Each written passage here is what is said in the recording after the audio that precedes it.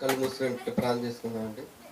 ప్రియ పరలోకమందున మా కన్న తండ్రి, తండ్రి మధ్యాహ్న కాల సమయంలో తండ్రి మీ సన్నిధికి వచ్చి తండ్రి మేమందరం తండ్రి మీ యొక్క వాక్యాన్ని వినాలనుకుంటున్నాం తండ్రి. దేవా చెప్పే నాకు మంచి జ్ఞానాన్ని ఇవ్వండి తండ్రి. మీరే మీ పిల్లలకు తండ్రి మేము తండ్రి మంచి మనసుని ఇచ్చిందండి. మేమందరం కూడా తండ్రి వాక్య ప్రకారం బ్రతుకుతూ మీరు నిత్య రాజ్యంలో ప్రవేశించడానికి మీకు సహాయం దయచేయమని దేవా త్వరలో ఉన్న క్రీస్తు ప్రభువుల వారి పేరు అడిగి వేడుకుంటున్నాం మాకు అనుకుంది. ఆమేన్. ప్రభు పేరు అందరికి వందనాలండి. భూమి మీద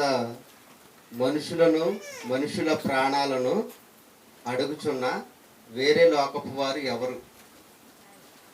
భూమి మీద ఉన్న మనుషుల ప్రాణాలను అడుగుచున్న వేరే లోకపు వారు ఎవరు?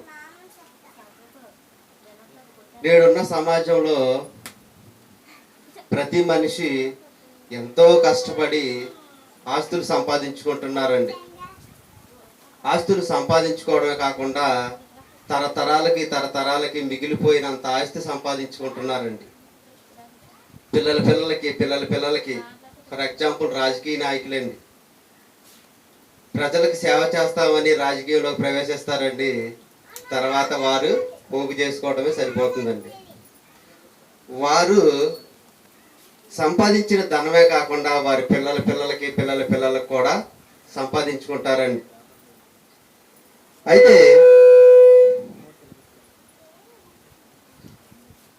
ఆస్తిని సంపాదించుకోవడం అనేది జరుగుతుందండి.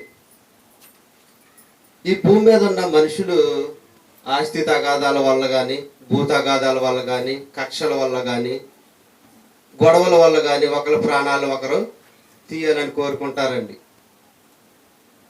మరి ఈ భూలోకంలో ఒకరి ప్రాణం ఒకరు తీయాలని కోరుకుంటారని మనందరికీ తెలిసిన విషయమేనండి. మరి ఈ భూలోకంలో ఉన్న ప్రాణాలని వేరే లోకపు వారు అడుగుతున్నారంటండి. మరి వారు ఎవరు? ఈరోజు పాఠంలో మనం నేర్చుకుందామండి. అయితే ఈ భూమి మీద అండి ప్రతి మనిషి కూడా ధనాన్ని సంపాదించుకున్నప్పుడు దేవుడు నన్ను ఆశీర్వదించాడని చెప్పడం అనేది జరుగుతుందండి. దేవుడు ఆశీర్వదించి ధనాన్ని ఇచ్చినట్లయితే సాక్షాత్తు దేవుడు కుమారుడని యేసు ప్రభువు వారి భూలోకానికి వచ్చారండి. దేవునికి ఏది అసాధ్యమైనది లేదండి. మరి యేసు ప్రభువు వారు వచ్చినప్పుడు యేసు ప్రభువు వారికి తగిన ఏర్పాట్లు అన్నీ చేయొచ్చు కదండి. హాయిగా ఏసీ రూమ్ ఒకటి ఏర్పాటు చేసి ఆయనకు అనుకూలంగా మార్చవచ్చు కదండి. ఆయన జలసాలుగా ఉండటం కోసం ధనాన్ని ఇవ్వచ్చు కదండి. దేవుడు కుమారుడే కదండి. మరి యేసు ప్రభువు వారికి ఎందుకు ఇవ్వలేదు అంటే దానివల్ల ఉపయోగం లేదు, ధనం వల్ల ఉపయోగం లేదండి. అదేవిధంగా శిష్యులకు కూడా ఏమి ఇవ్వలేదండి. శిష్యులకు కూడా ఆస్తులు ఏమి ఇవ్వలేదండి. అదేవిధంగా మోషే గారండి ఈ ఐగుప్తు ధనం కంటే క్రీస్తు నిమిత్తం నింద భరించడం గొప్ప భాగ్యం అనుకున్నారండి. రాజు అంతటోడు చేస్తానన్నారండి, కానీ నాకు వద్దామని వెళ్ళిపోయాడండి. దేవుడి కోసం బ్రతకాలని నిర్ణయించుకున్నాడండి. అంటే ధనం అనేది ముఖ్యం కాదండి. ధనం అనేది లోకంలో శాస్త్రం కాదు, ముఖ్యం కాదు. అయితే ఇలాంటి ఒక వ్యక్తి ఉన్నాడండి బైబిల్లో అండి. లూకాసు వార్త 12వ అధ్యాయము 19-20 వచనాలండి. లూకాసు వార్త నా ప్రాణముతో ధనవంతుడండి, నా ప్రాణముతో ప్రాణమా అనేక సంవత్సరములకు విస్తారమైన ఆస్తి నీకు సమకూర్చబడి ఉన్నది. సుఖించుము తినుము త్రాగుము సంతోషించమని చెప్పుకుంటున్నాను అంటున్నాడు అంటండి. ఏమని చెప్పుకుంటున్నాడు అంటండి? నా ప్రాణమా అనేక సంవత్సరాలకు విస్తారమైన పంట వచ్చింది, ఇక తినుము త్రాగుము సంతోషించుమని సుఖించమని చెప్తున్నాడంటే తన ప్రాణంతో. ఈ పంట ఎంత వచ్చిందంటేనండి చెప్తాను, ఎంత వచ్చిందంటే కింద చదువుకున్నట్లయితేనండి విస్తార 16:18 ఒకసారి చదివినట్లయితేనండి, కొట్లు విప్పి వాటికంటే వాటికంటే గొప్ప వాటిని కట్టించి గొప్ప వాటిని కట్టించి అందులో అందులో నా నా ధాన్యం అంతటిని నా ఆస్తిని సమకూర్చున్నాను. అంటే ఎంత వచ్చిందంటే అండి, పాత కొట్లు పడేసి కొత్త కొంటే చాలనంత వచ్చేసిందంటండి ఆస్తి. సమృద్ధిగా పంట పండిందంటండి. ఈ ధనవంతుడు సమృద్ధిగా పంట పడేసరికి ఏం చెప్పుకుంటున్నాడండి తన ప్రాణంతో? నా ప్రాణమా, నా ఒకసారి అందరు ఇటు చూడాలండి, ఇటు చూడండి, నేను చెప్పేదేనండి. నా ప్రాణమా తినుము త్రాగుము సుఖించుము అని ప్రాణంతో చెప్పుకుంటున్నాడండి ధనవంతుడండి. అప్పుడు దేవుడు అంటారు ఏమంటున్నాడండి? అయితే దేవుడు వెర్రివాడా ఈ రాత్రి నీ ప్రాణమును అడుగుచున్నారు. నీవు సిద్ధపరిచినవి చాలు నిమిషం. నీ ప్రాణమును అడుగుచున్నాడని అంటున్నారా, నీ ప్రాణమును అడుగుచున్నారని అంటున్నారా? అడుగుచున్నాడు. దేవుడు అడుగుచున్నాడు అంటే అడుగుచున్నాడు అని చెప్పాలండి మనకు అక్కడ. కానీ నీ ప్రాణమును అడుగుచున్నారని దేవుడు చెప్తున్నాడండి. అంటే ఎక్కువ మంది అడుగుతున్నారండి. ఒక వ్యక్తి అయితే అడుగుచున్నాడు అంటామండి, ఎక్కువ మంది వ్యక్తులు కాబట్టి ఇక్కడ అడుగుచున్నారు అంటున్నాడండి.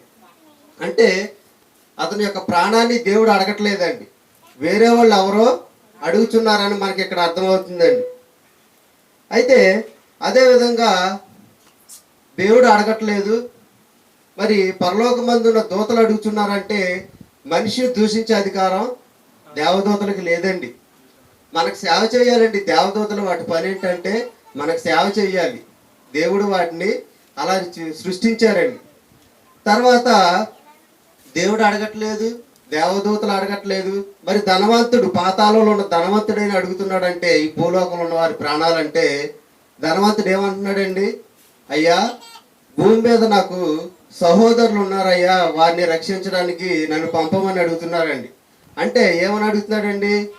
తన సహోదరులను రక్షించమని అడుగుతున్నాడండి. అంటే మనుషుల యొక్క ప్రాణాలను కూడా ఇతను కూడా ధనవంతుడు, పాతాళంలో ఉన్న ధనవంతుడు కూడా అడగట్లేదండి. మరి ఎవరు అడుగుతున్నారు అని చూసుకుందామండి. పరదేశంలో ఉన్నవారు ఏమైనా అడుగుతున్నారా?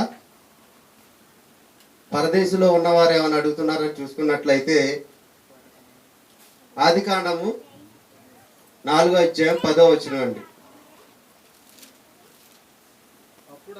అప్పుడు ఆయన నీవు చేసిన పని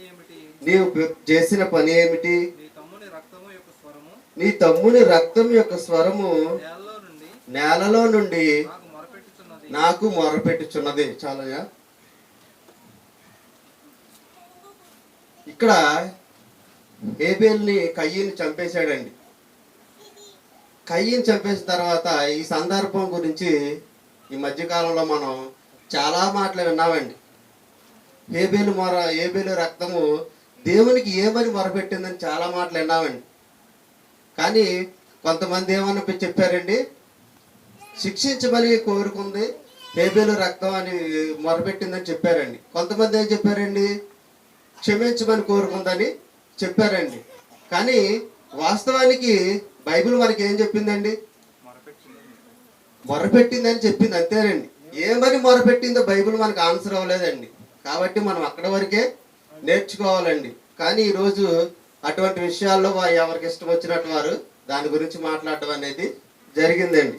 అయితే ఏంటంటే ఇక్కడ హేబేలు గారి యొక్క రక్తం ఏమని దేవునికి మొరపెట్టిందండి. అంటే హేబేలు గారు ఎవరండి? నీతిమంతుడు. మనకి నీతిమంతుల జాబితాలో మనకు కనబడుతుందండి. అదేవిధంగా మత్తయి సువార్త 23 అధ్యాయం 35 వచనం అండి.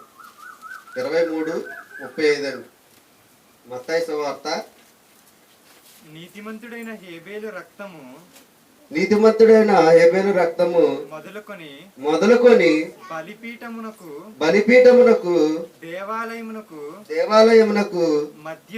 మధ్య మీరు చంపిన బరకియా కుమారుడు జకర్యా రక్తము వరకు భూమి మీద చిందింపబడిన నీతిమంతుల రక్తము మీ మీదకి వచ్చును. నీతిమంతుల రక్తం ఎవరి మీదకి వస్తుందండి? ఎవరి రక్తం వస్తుందండి భూమి మీద ఉన్న వారి మీదకి? హేబేలు మొదలుకొని జకర్యా వరకు. జకర్యా వరకు నీతిమంతుల రక్తం వస్తుంది అంటండి. మరి ఈ నీతిమంతుల రక్తం ఎవరి మీదకి వస్తుందండి? ఈ నీతిమంతుల రక్తం ఎవరి మీదకి వస్తుంది అంటే, దేవుడు ఈ సృష్టిలో సమస్తాన్ని మన కొరకు ఏర్పాటు చేశాడండి. ఏర్పాటు చేసి చెట్లు కాసే కాయలు మన కోసమేనండి, పూసే పువ్వులు మన కోసమేనండి, ఈ భూమి మన కోసమేనండి, ప్రకృతి అదేవిధంగా సూర్య చంద్ర నక్షత్రాలన్నీ మన కోసం పనిచేస్తున్నాయండి.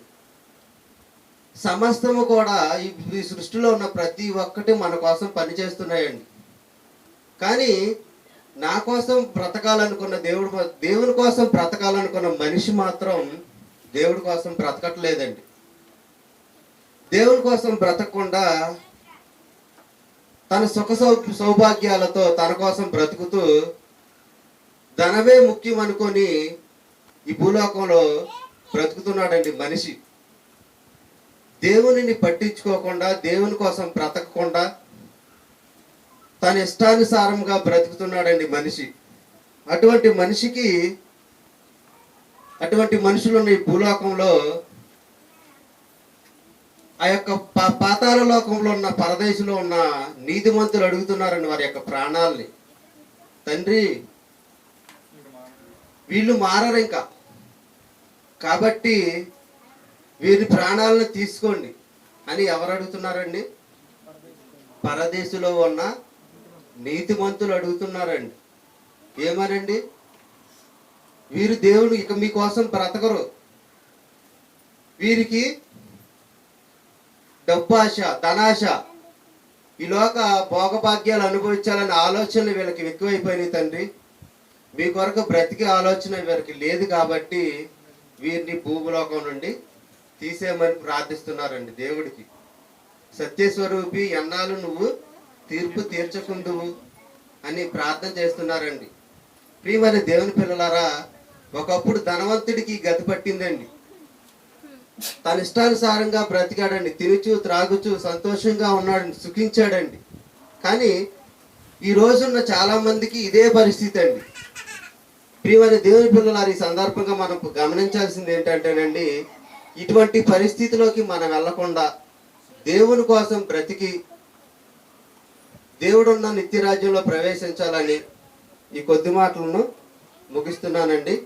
ప్రార్థన చేసుకున్నానండి. పరలోకమందున మా కన్న తండ్రి, అయ్యా, మీరు నాకు ఇచ్చిన జ్ఞానంతో తండ్రి మీ పిల్లలకు కొన్ని మాటలు చెప్పాను తండ్రి. తండ్రి, వీటిలో తండ్రి ఏమైనా తప్పులుంటే దయతో నన్ను మన్నించండి తండ్రి. ప్రభువా, ఇదిగో తండ్రి, ఇక్కడ ఉన్న మీ పిల్లలందరికీ మంచి జ్ఞానాన్ని ఇవ్వండి, మంచి ఆరోగ్యాన్ని ఇచ్చి తండ్రి. ఇదిగో తండ్రి, మేమందరం కూడా తండ్రి మీరున్న నిత్యరాజ్యంలో ప్రవేశించడానికి మీ కృప సహాయం దయచేయమని తండ్రి త్వరలో ఉన్న క్రీస్తు ప్రభువుల వారి ద్వారా అడిగేడుకుంటున్నాం మా కన్న తండ్రి. ఆమేన్. మన మధ్యలోని హరిబాబు వచ్చి 1వ రాజుల గ్రంథాన్ని ఏ అధ్యాయంలో ఏముంది ఇది మనకు సింపుల్గా అర్థమయ్యే రీతిలో 7 అధ్యాయాలు పూర్తయినాయి కదా.